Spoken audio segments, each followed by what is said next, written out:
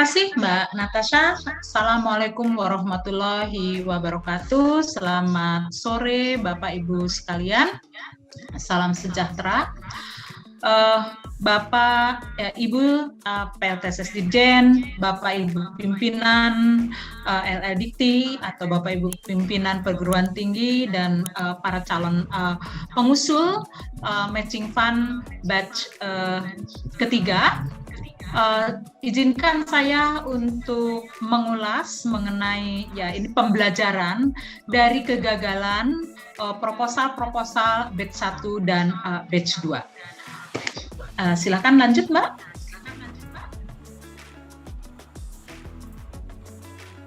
Baik, ada dua hal di sini saya akan bagi ke dalam dua hal, pembelajaran dari periode 1 dan periode 2 dari sisi administrasi dan juga dari sisi substansi.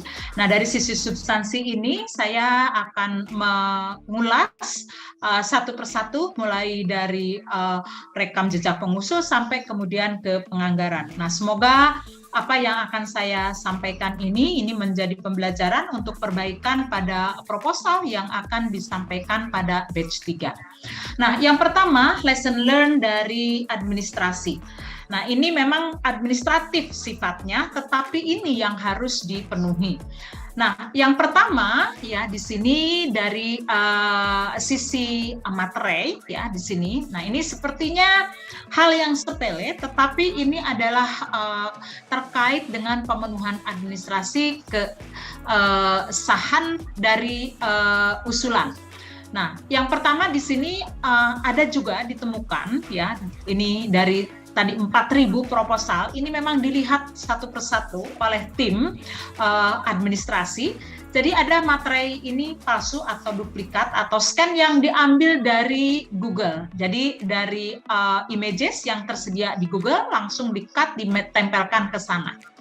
Nah, atau juga menggunakan tadi scan materai, menggunakan materai dengan nomor seri yang sama di beberapa dokumen. Nah, sehingga ini juga yang menyebabkan tidak memenuhi dari aspek administrasi. Nah, kemudian juga hal-hal di sini juga yang terkait dengan administrasi, Bapak Ibu juga mohon juga memperhatikan persyaratan-persyaratan pengusul. Ya, pengusul ini juga tidak sedang studi lanjut, lalu kemudian juga tidak memiliki afiliasi dengan DUDI atau mitra, jadi bukan komisaris atau kemudian juga memiliki hubungan kekerabatan ya, ini karena ada kebetulan ketemu hal-hal yang seperti ini. Nah, lalu kemudian juga administrasi yang lainnya adalah cap dan stempel. Nah, jadi di sini ini juga ada beberapa dokumen-dokumen yang memang harus cap atau stempel, dan ini yang perlu diperhatikan pada dokumen-dokumen yang diwajibkan. Nah, ini adalah dokumen-dokumen resmi di mana ditandatangani oleh pimpinan perguruan tinggi atau pimpinan dari institusi.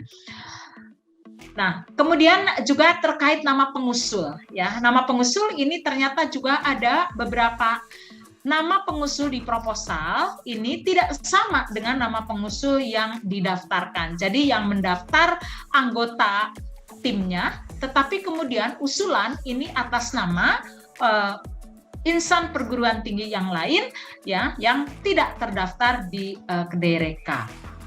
Nah, inilah yang kemudian Bapak Ibu ya, administrasi, karena administrasi tadi seperti yang disampaikan oleh Pak Afandi itu merupakan persyaratan utama, bukan persyaratan awal. Jadi diseleksi dulu administrasi, ketika tidak memenuhi persyaratan administrasi, lalu kemudian proposal Bapak Ibu tidak dilanjutkan untuk evaluasi substansi.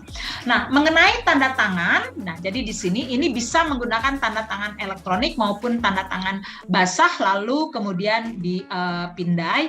Nah, tetapi ini tanda tangan ini tidak terpisah dengan halaman pengesahan pada proposal ya. Jadi pada beberapa kasus sebetulnya halaman pengesahannya tidak ditandatangani karena tanda tangannya terpisah dari halaman pengesahan, sehingga tidak menunjukkan bahwa pengesahan itu ditandatangani. Nah, jadi itu Bapak Ibu semua yang mohon untuk menjadi perhatian juga supaya proposal dari Bapak Ibu sekalian ini memenuhi persyaratan administrasi yang memang sudah disampaikan secara jelas di dalam panduan. Next.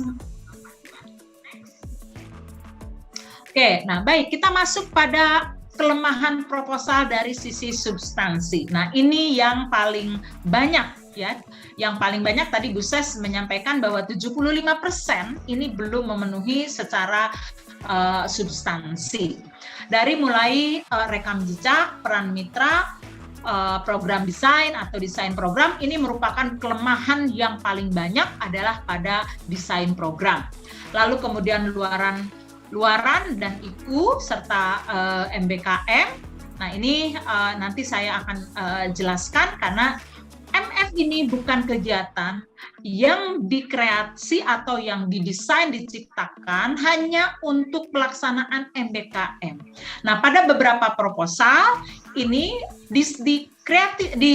direncanakan dulu ya, dibuat dulu, didesain dulu kegiatan-kegiatan MBKM, lalu menggandeng mitra, lalu diusulkan pada MF. Tetapi tadi seperti juga ada pidato Pak Menteri bahwa MF ini perguruan tinggi yang sudah memiliki atau insan perguruan tinggi yang sudah memiliki reka cipta, IPTEX atau mungkin juga kepakaran ini menjawab kebutuhan masyarakat sosial maupun kebutuhan mitra. Nah, selama perjalanan itu bisa kemudian mahasiswa ikut.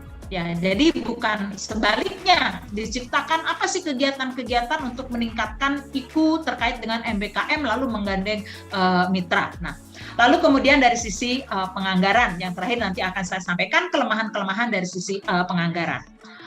Next. Baik, nah yang pertama dari rekam jejak pengusul ya, nah ini. Nah, jadi apa yang diusulkan dengan apa yang sudah dilakukan oleh peneliti atau pengusul ini tidak nyambung. Jadi pengusul ini di dalam rekam jejaknya, di dalam CV-nya ini tidak memiliki bidang ataupun juga rekam jejak yang sesuai dengan reka cipta kepakaran yang diusulkan di dalam MF. Nah, sehingga ada juga di sini pengusul ini sebagai koordinator. Ya, dia tidak memiliki rekam jejak di bidangnya, ya, tetapi kemudian dia hanya mengkoordinasikan teman-teman penelitinya. Nah, karena di sini ini adalah usulan terkait dengan kepakaran, terkait dengan kompetensi dari pengusul, maka pengusul ini tidak diharapkan hanya sebagai koordinator pelaksana kegiatan, tetapi memang usulannya, reka cipta yang ditawarkan itu sesuai dengan rekam jejak dan sesuai dengan apa yang sudah dikerjakan. Nah, lalu kemudian juga ada usulan-usulan yang rekam ciptanya itu belum diinisiasi, ya, belum pernah dilakukan. Jadi sehingga betul-betul usulan yang sampai ke matching fund ini usulan awal, jadi baru mau memulai tentang reka cipta itu. Nah, tetapi ini menggandeng industri, jadi lebih banyak ini sebagai usulan penelitian. Nah, karena matching fund ini tadi juga Bapak Ibu sekalian yang datang awal menyimak dari video dari Pak Menteri itu adalah perguruan tinggi atau insan peneliti di perguruan tinggi menawarkan apa yang sudah dimiliki, kemudian kepakaran yang sudah dimiliki untuk menjawab kebutuhan mitra atau kebutuhan sosial. Nah, di dalam kebutuhan sosial nanti saya akan sampaikan juga supaya ini apa bedanya dengan pengabdian kepada masyarakat. Nah, atau sebaliknya ini menjawab kebutuhan mitra. Nah, jadi ada juga kemudian reka ciptanya ini adalah milik mitra. Ya, hanya pengusul ini hanya menggunakan reka cipta yang sudah dimiliki oleh mitra, dipakai oleh pengusul. Nah, ini kan terbalik, bukan menjawab kebutuhan mitra atau kebutuhan masyarakat, kebutuhan sosial, tetapi menjawab kebutuhan pengusul. Nah, hal-hal demikian inilah yang kemudian menyebabkan proposal MF itu tidak bisa didanai. Next-nya please. Nah, kemudian dari rekam jejak dan peran mitra. Nah, ini juga ada mitra ini karena tadi mungkin kebutuhannya adalah kebutuhan pengusul, nah maka asal mitra digandeng saja, sehingga mitra ini kegiatan yang diusulkan bukan merupakan bisnis mitra atau bukan merupakan kegiatan sehari-hari dari mitra, atau mitra juga sama sekali tidak memiliki rencana ke masa depan untuk mengembangkan hasil yang diperoleh dari kegiatan. Nah, jadi ini menjadi tidak nyambung antara kebutuhan mitra ya dengan apa yang diusulkan, karena pengusul semata-mata hanya asal menggandeng mitra. Nah, lalu kemudian juga ada beberapa kasus ya, mitra ini hanya sebagai penyedia jasa atau barang. Jadi ketika memperoleh barang atau memperoleh spare part atau memperoleh bahan dari mitra dan dari si pengusul itu membeli kepada mitra yang disebut dengan mitra tersebut kepada suatu penyedia jasa barang dan jasa, maka penyedia jasa atau barang tersebut diklaim sebagai mitra. Jadi dibeli ya, membeli barang dari seseorang atau dari sebuah perusahaan. Nah, perusahaan tersebut diklaim sebagai mitra. Nah, itu bukan mitra sebetulnya, karena dia jualan, kita beli. Atau dia memberikan servis konsultasi lalu kita bayar. Nah, bukan seperti itu. Nah, lalu kemudian juga ada mitranya ini bengkel, misalnya pembuat alat yang digunakan untuk pengusul. Nah, ini karena pengusul ini memerlukan alat untuk mendukung penelitiannya atau memerlukan software untuk mendukung penelitiannya, maka dia menggandeng yang disebut dengan mitra, menggandeng perusahaan penyedia barang tersebut. Nah, ini bukan juga mitra, karena apa? Kebutuhannya kebutuhan pengusul, hanya dia sebagai penyedia barang dan jasa. Nah, ini misalnya pengembangan software, dan ketika softwarenya sudah jadi, ya mitranya goodbye, dia akan mencari lagi orang yang meminta bantuan dia untuk membuat software. Nah, kemudian juga tidak ada peran mitra. Jadi mitra itu misalnya hanya menyediakan tempat untuk berkegiatan. Ya, ini biasanya terkait juga dengan kegiatan-kegiatan yang sifatnya PKM. Nah, jadi perannya ya tidak ada kontribusi in kind, apalagi in cash ya, tetapi hanya menyediakan tempat saja untuk kegiatan yang sifatnya PKM. Nah, lalu kemudian tadi Bu Ses juga sudah menyebutkan bahwa proposal-proposal ini kemudian berusaha ya untuk meraih dana sebanyak-banyaknya.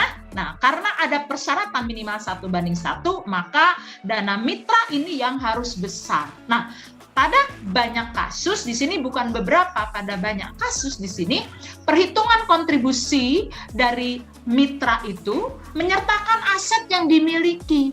Jadi perusahaannya misalnya UKM ya, tetapi dia bisa berkontribusi sampai dengan 1 miliar, padahal proses bisnis dia atau saya kok lupa istilahnya, itu tidak sampai 1 miliar ya. Nah, karena ternyata bangunan dia hitung, lalu kemudian mesin juga dia hitung, padahal bangunan dan mesin itu tidak disumbangkan kepada perguruan tinggi ya, tetapi hanya menggunakan. Jadi tidak dihitung real, tidak dihitung berdasarkan sewa, kontribusi dan sebagainya. Jadi ini yang kemudian dananya menjadi menggelembung, tapi menghitung aset yang dimiliki oleh mitra. Nah, ini juga yang menyebabkan kemudian juga akibatnya dananya menggelembung, lalu kemudian sementara juga dari sisi kapasitasnya diperkirakan tidak akan bisa untuk melaksanakan kegiatan yang diusulkan dengan menyerap dana sedemikian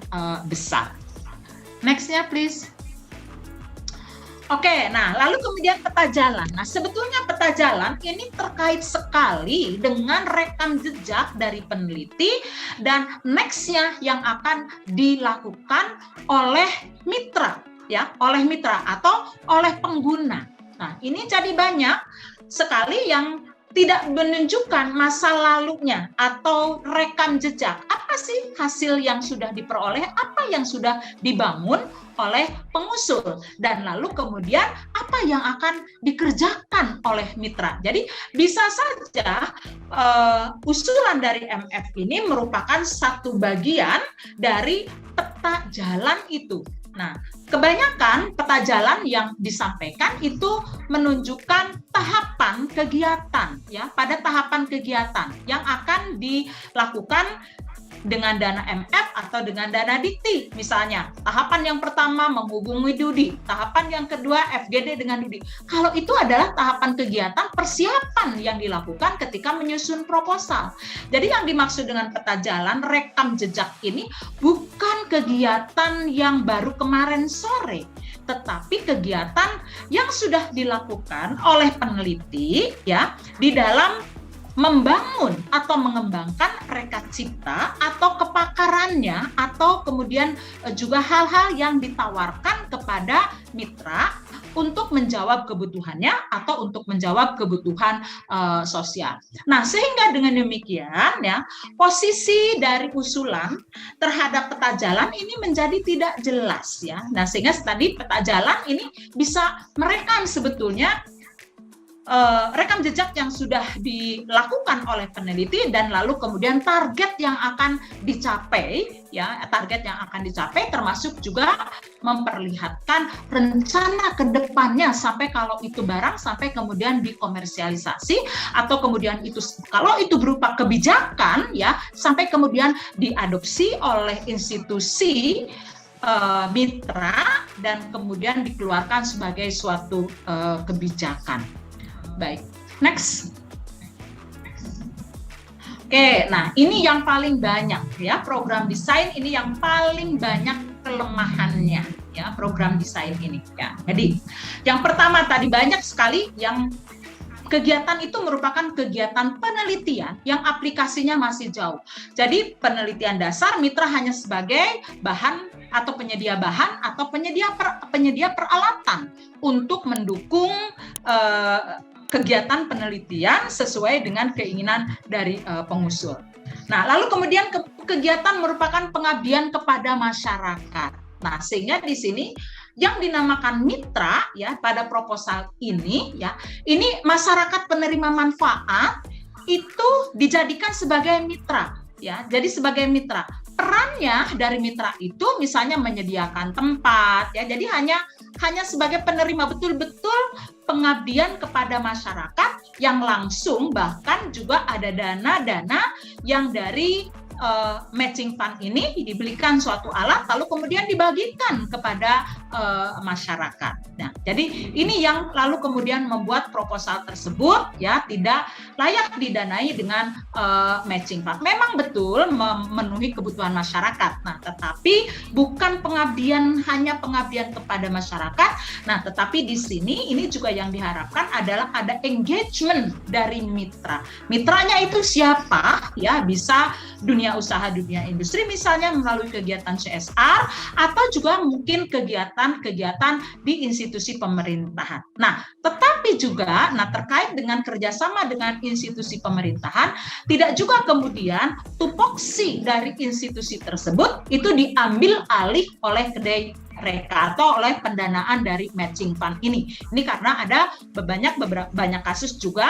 Nah, ini dipertanyakan, loh, kenapa jadi insan perguruan tinggi ini mengambil alih tupoksi yang seharusnya dilakukan oleh institusi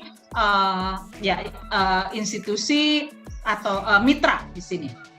Nah, kemudian juga kegiatan bukan kebutuhan mitra, tetapi keinginan peneliti. Nah, jadi peneliti menginginkan sesuatu, melanjutkan penelitiannya, lalu kemudian mengajak mitra. Nah, sementara mitra sendiri ini sebetulnya mungkin juga tidak akan berbisnis di situ, atau kemudian juga tadi hanya sebagai penyedia barang atau penyedia jasa, bahkan konsultannya dari mitra tersebut. Nah, lalu kemudian tidak ada inovasi. Nah, ini biasanya kurang sekali inovasi, ini kegiatan yang berulang, ya. Banyak sekali kegiatan yang sifatnya pengabdian kepada masyarakat. Jadi karena dulu sudah pernah dilakukan di desa A, B, C, lalu kemudian sekarang mau melakukan di desa D, E, F, G, diperluas karena ada dana dari MF. Tidak ada inovasi baru, dan juga dalam hal ini, nah, ini seperti mengambil alih tugas dari institusi yang relevan. Jadi integrasinya ini tidak kelihatan. Next, please.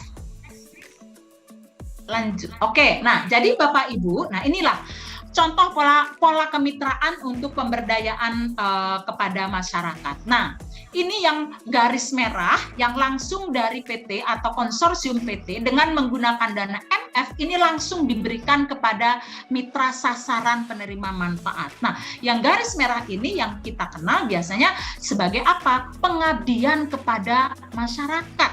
Nah, ini tidak didanai oleh MF-nya. Nah, tapi karena tujuan MF ini tadi bagaimana create engagement juga dari mitra, ya, mitra atau konsorsium mitra ini untuk bersama-sama menjawab kebutuhan sosial, kebutuhan masyarakat. Nah, jadi ini polanya seperti ini, ya. Insan perguruan tinggi ini bisa mengusulkan dana dari Dikti, ya. Nah, lalu kemudian mitra, nah mitra ini, nah ini juga ada kontribusi, apakah itu cash atau in kind yang tadi tentu valuasinya ini harus jelas.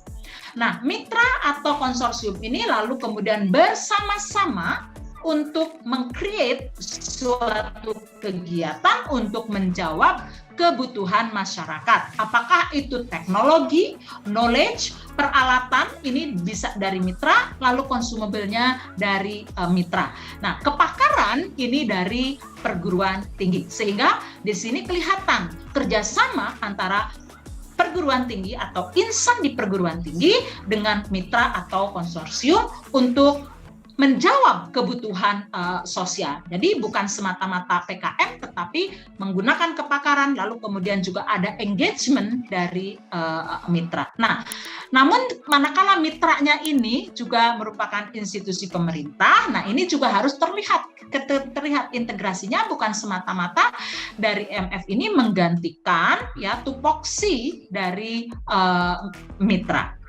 Lanjut. Oke, nah yang berikutnya adalah, nah ini tadi transfer teknologi dari mitra untuk kepentingan pengusul. Jadi malah bukan mitra yang menggunakan teknologi atau menggunakan kepakaran lalu kemudian dilakukan transfer teknologi. Nah, tetapi di sini ya justru mitra yang melayani pengusul. Nah, lalu kemudian ada proposal yang ya arahnya ini tidak jelas. Jadi nggak jelas kebutuhan mitra yang ingin diselesaikan ini tidak teridentifikasi dengan baik. Nah, jadi proposalnya ini besar sekali. Dan ada pula di sini terlihat ya bahwa sebetulnya MF ini memang diusulkan bersama-sama dengan mitra, tetapi ternyata di sini untuk memenuhi kebutuhan investasi peralatan untuk mitra. Nah, sebetulnya atau dana dari MF ini tidak untuk memenuhi keperluan investasi dari mitra, ya, tetap semua peralatan itu menjadi milik perguruan tinggi. Nah, jadi digunakan boleh untuk kegiatan yang diusulkan, ya, tetapi kedepannya ya ini menjadi milik perguruan tinggi. Nah, kemudian juga integrasi dengan program yang sedang berjalan atau akan dilaksanakan di mitra, baik itu institusi pemerintah, industri, ini tidak jelas. Nah, jadi usulan matching fund ini hanya sebagai usulan betul-betul pendamping untuk kegiatan yang paralel. Nah, jadi juga terkesan ya ini mengambil dari tupoksi dari institusi. Misalnya, karena dari institusi pemerintah itu hanya mencakup daerah ABC, maka kemudian dari MF juga DEF. Jadi betul-betul hanya berjalan bersamaan, tidak jelas integrasinya dan tidak jelas apa sih sebetulnya rekad cipta yang diusulkan atau kemudian juga kepakaran yang digunakan dari insan perguruan tinggi untuk memenuhi kebutuhan mitra. Nah, jadi untuk hal yang demikian ini bisa terlihat kenapa tidak ada dana MF Food, kegiatan di mitra ini tetap berjalan dan tujuan mitra tetap tercapai. Nah, ini juga ada beberapa perguruan tinggi. Nah, pengusul. Nah, ini biasanya ketika pengusul itu sebetulnya sudah memiliki kerjasama dengan mitra. Nah, sudah memiliki kerjasama dengan mitra, lalu kemudian diusulkan dana yang sebanding dari MF, tetapi tidak terlihat peta dari programnya itu, mana yang kemudian didanai dari mitra, lalu kemudian dengan adanya tambahan MF ini, luaran yang diharapkan, tambahan luaran yang diharapkannya itu apa? Nah, ini yang menyebabkan kemudian desain programnya ini tidak sesuai dengan ketentuan atau dengan harapan yang distandarkan oleh MF atau yang diharapkan oleh MF. Next please. Oke, nah kemudian juga tadi karena memang ini dananya memang tidak dibatasi untuk usulan MF ini. Nah, sehingga usulan lingkupnya ini luas sekali. Jadi tidak ada fokus lingkup dari mulai hilirisasi, adopsi iptek dan sampai bahkan pada pengembangan pusat. Nah, ini juga tidak fokus jelas kegiatannya terlalu luas dengan waktu yang diberikan, ya, dengan waktu yang ada, bukan yang diberikan, given time dengan waktu yang ada, tidak mungkin luaran tersebut bisa tercapai.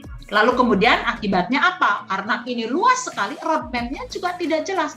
Apa sih ending yang diharapkan, target yang diharapkan dari lingkup atau dari proposal MF yang disampaikan. Jadi hanya karena mengejar dari jumlah dana yang besar. Nah, apalagi kalau terkait-kait dengan stunting, terkait-kait yang dianggap dengan strategis nasional, ini dibesarkan 3:1. Padahal sebetulnya kegiatannya mulai riset yang mungkin juga masih jauh penerapannya untuk mencegah stunting.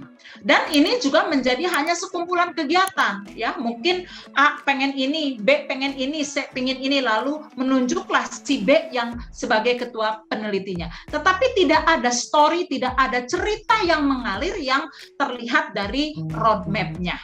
Nah, jadi ini juga lalu kemudian tadi ada multiplikasi dari kegiatan PKM yang sudah dilaksanakan sebelumnya tanpa adanya inovasi.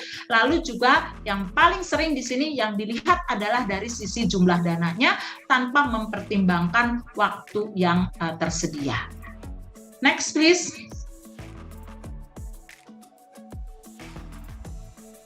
Oke.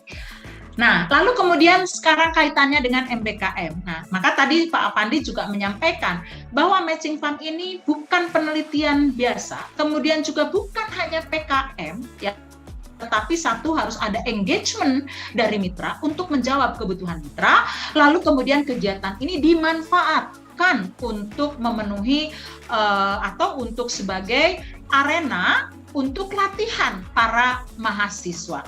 Nah, jadi tidak dibalik. Nah, karena apa yang ada, yang juga ditemui pada beberapa atau banyak proposal di sini, programnya dirancang untuk memenuhi MBKM.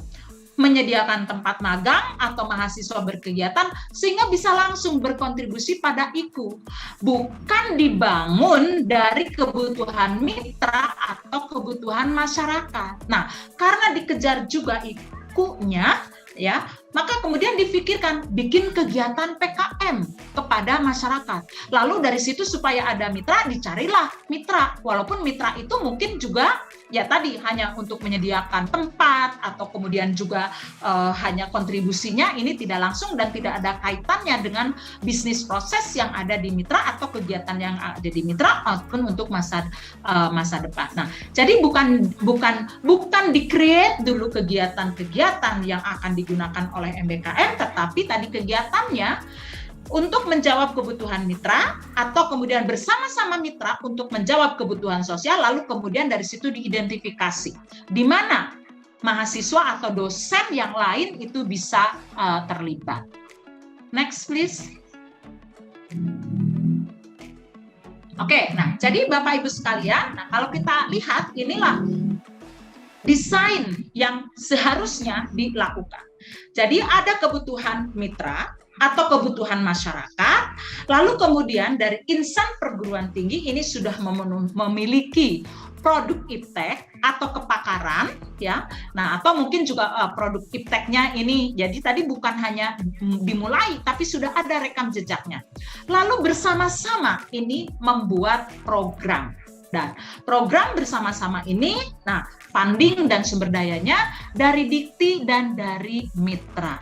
Nah, tentu ketika kita merancang program, nah didetilkan menjadi tahapan-tahapan pelaksanaan kegiatan. Nah, maka diidentifikasilah. Mungkin di tahapan 1 ini mahasiswa dan dosen bisa terlibat, atau mungkin di tahapan 2 mahasiswa dan dosen bisa terlibat, lalu di tahapan 3 mungkin dosen. Jadi alurnya bukan dibalik dulu untuk memenuhi kebutuhan mahasiswa untuk melakukan MBKM, maka di-create suatu kegiatan dengan mengajak mitra. Tetapi alurnya adalah dari kebutuhan mitra atau kebutuhan masyarakat, dan kemudian apa yang sudah dimiliki oleh insan perguruan tinggi, baik itu iptek, kepakaran, lalu bersama-sama meng-create program. Dari situ juga diidentifikasi dana mana untuk diusulkan ke MF, lalu kemudian dana mana, bagian mana yang sumber dayanya akan menggunakan sumber daya dari mitra. Lalu dari tahapan-tahapan itu, mana yang kemudian bisa disisipkan atau mengajak atau mempersilahkan mahasiswa-mahasiswa. Nah, sehingga kalaupun mahasiswa itu dibayar, bukan bantuan atau insentif mahasiswa karena melaksanakan MBKM, tetapi memang karena mahasiswa bekerja di dalam kegiatan ini. Nah, sehingga di situ juga mahasiswanya bisa dihitung berapa jam keterlibatan dan sebagainya. Nah, jadi ada proposal-proposal memang yang ternyata di-create-nya dari supaya mahasiswa kami bisa magang. Nah, itu bukan seperti itu. Baik, next please. Oke, nah lalu kemudian, nah ini juga dari pembelajaran. Ya, nah implementasi luaran dan IKU. Nah ini juga ketika Bapak Ibu mungkin juga sampai pada verifikasi kelayakan. Nah ini juga yang membuat lama, dan kemudian juga di dalam proposal Bapak Ibu masih belum bisa mengidentifikasi apa luaran, lalu kemudian apa IKU-nya. Nah ini hanya sebagai contoh tahapan kegiatan. Ini tahap 1, 2, dan 3 misalnya. Nah lalu tahap 1 ya, karena MF ini diharapkan memang sudah ke hilir, ya ini hanya sebagai contoh saja pengujian parameter alat, suatu alat yang memang sudah dimulai inisiasinya oleh insan perguruan tinggi, atau mungkin juga hal yang lain ya, bukan hanya alat. Ini hanya sebagai contoh. Kemudian tahap 2-nya pengujian kinerja prototipe, lalu kemudian tahap 3-nya prototipenya diproduksi skala industri dan diuji di lapangan ya. Nah, lalu bagaimana kita identifikasi luaran untuk masing-masing tahapan? Nah, tahapan 1 tentu luarannya ada mungkin 1 alat bisa teruji, lalu kemudian juga ada 5 mahasiswa, ada 1 praktisi juga yang mengajar. Jadi ketika pengujian parameter karena bekerja bersama-sama, oke, ada praktisi yang masuk, praktisi langsung juga kemudian memberikan pengajaran ya. Nah, jadi ini sebagai nilai tambahnya, ada praktisi bersama-sama lalu kemudian memberikan pengajaran. Nah, lalu apa IKU-nya? Nah, ini IKU yang terkait adalah IKU 2. Apa jumlah mahasiswa belajar di luar kampus ya? Karena ini kegiatan yang di-create bersama-sama dengan mitra ya. Jadi bukan kegiatan di dalam kampus yang dikreasi oleh kampus sendiri, tetapi bersama-sama dengan mitra. Nah, di situ ada jumlah mahasiswa yang belajar di luar kampus. Nah, lalu kemudian juga IKU 4 menyasar ada praktisi di dalam kampus. Lalu kemudian langkah berikutnya misalnya pengujian kinerja prototipe. Nah, 1 prototipe alat teruji, ada 5 lagi mahasiswa terlibat, lalu ada 4 dosen terlibat. Nah, di sini mungkin ada IKU 2 jumlah mahasiswa belajar di luar kampus juga. Tahap 3, prototipenya diproduksi dan diuji lapangan. Nah, mungkin di sini ada 50 prototipe misalnya, kemudian ada 4 dosen terlibat. Nah, karena di sini sudah diuji di lapangan, maka kita bisa kaitkan dengan IKU 5, hasil karya dosen diadopsi, lalu kemudian juga IKU 3-nya dosen berkegiatan di luar kampus, dia bersama-sama ya, karena untuk membuat prototipe yang jumlahnya banyak, tentu ini bisanya di mitra atau di lapangan. Kalau itu pertanian untuk produksi benih misalnya adanya di lapangan. Baik, next please. Oke, nah ini Bapak Ibu sekalian, dari 4 skema, nah hibah dan contoh luaran, nah ini yang diharapkan dari program MF. Nah ini Bapak Ibu seringkali juga tadi nggak jelas luarannya apa.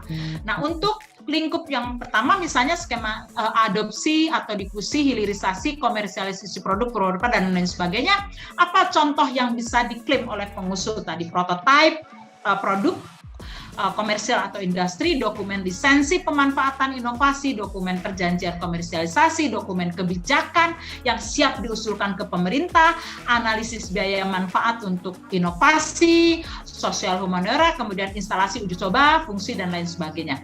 Lalu adopsi iptek dan kepakaran, ya, misalnya ada dokumen kontrak perjanjian konsultan ini sebagai persyaratan, tetapi kemudian juga ada silabus kurikulum pelatihan atau pembinaan yang nantinya akan diadopsi ini oleh institusi mitra yang kemudian nanti tahun depan ini sudah bisa kemudian melaksanakan lagi dengan pendanaan dari mitra, ya, jadi akan dipakai. Nah, lalu kemudian juga dokumen sertifikasi pelatihan dan yang lain sebagainya. Di sini tim startupnya terbentuk misalnya untuk skema ketiga penerapan rencana bisnis, lalu kemudian juga entitas startupnya, lalu izin usaha, produk startup yang tervalidasi secara market di pasar sudah tervalidasi, kemudian juga ada inkubator bisnis dan akselerator yang menaunginya. Nah, jadi banyak sekali Bapak Ibu luaran-luaran yang bisa dihasilkan dari MF. Namun memang di sini tidak semuanya bisa dikaitkan dengan IKU, ya. Nah, tapi dari sini tadi seperti yang saya contohkan, ya, bisa ada sekian mahasiswa yang ikut terlibat, ya, dari luaran-luaran yang dilakukan di MF. Next, please. Baik, nah, Bapak Ibu, ini yang terakhir penganggaran. Ya, nah ini yang sering kemudian terlihat juga, ya, ini evaluasi in-kind-nya tidak jelas justifikasinya. Harga alat, aset mitra dihitung sebagai in-kind semuanya. Lalu kemudian ini juga yang disebut sebagai in-cash, ya, atau cash, gaji staf mitra yang membantu kegiatan. Nah, ini yang begini bukan cash, ya, memang mitranya membayar cash kepada karyawannya. Tetapi ada kegiatan bersama atau tidak, ya, mitra tetap harus membayar stafnya. Jadi itu tidak bisa disebut sebagai cash, tapi sebagai in-kind dan harus dihitung sebetulnya berapa jam dari staf di mitra tersebut yang berapa jam kontribusinya pada kegiatan MF. Nah, in cash ini bisa saja karena PTN Satker, ya, atau kemudian BLU kan tidak bisa seenaknya bisa menerima uang dari mitra. Jadi bisa saja uangnya dikelola oleh mitra, tetapi, ya, uang tersebut dibelanjakan untuk hal-hal yang memang diperlukan untuk kegiatan dan tidak tersedia di mitra. Nah, sehingga banyak juga anggaran juga tidak sesuai dengan kebutuhan, ya. Misalnya karena tadi terkait ini dengan MBKM, nah, karena akan melibatkan 200 mahasiswa, kemudian semua mahasiswanya diberi transfer. Tapi sebetulnya yang untuk keperluan dari kegiatan yang dilakukan itu tidak teridentifikasi dengan benar. Nah, lalu kemudian mengejar 1:1 atau 3:1. Jadi tadi sudah perhitungan dana dari mitra, valuasi dana dari mitra ini tidak benar, tidak tepat. Lalu kemudian dikejar 1:1 sehingga jumlahnya besar, atau kemudian juga dipaksakan untuk 3:1, ya, karena sudah ada program dari suatu institusi dengan dana sekian, maka langsung kemudian membuat 3 kalinya, ya. Nah, ini juga yang tadi tidak terlihat, ya, banyak yang tidak terlihat integrasinya. Lalu kemudian juga sebetulnya, ya, di sini akan membentuk seperti apa atau nilai tambahnya seperti apa yang bukan hanya sebagai multiplikasi tempat ABC tadi dari mitra, DEF-nya itu dari MF, tetapi harus terlihat di mana integrasi kebutuhan dan kepakaran yang berasal dari mitra dan kemudian dari institusi. Baik, Bapak Ibu sekalian, itulah yang pembelajaran dari proposal-proposal dari periode 1 dan periode 2, dan inilah yang mengakibatkan kemudian hanya 25% ini proposal yang didanai. Nah, untuk itu mudah-mudahan apa yang saya sampaikan ini menjadi bahan untuk perbaikan Bapak Ibu sekalian, ya, terutama yang sudah memiliki kerjasama dengan mitra, ya, mendesain kembali kegiatannya. Baik, terima kasih. Wabillahi taufiq wal hidayah. Wassalamualaikum warahmatullahi wabarakatuh. Saya kembalikan ke moderator. Silahkan Mbak Natasha, terima kasih.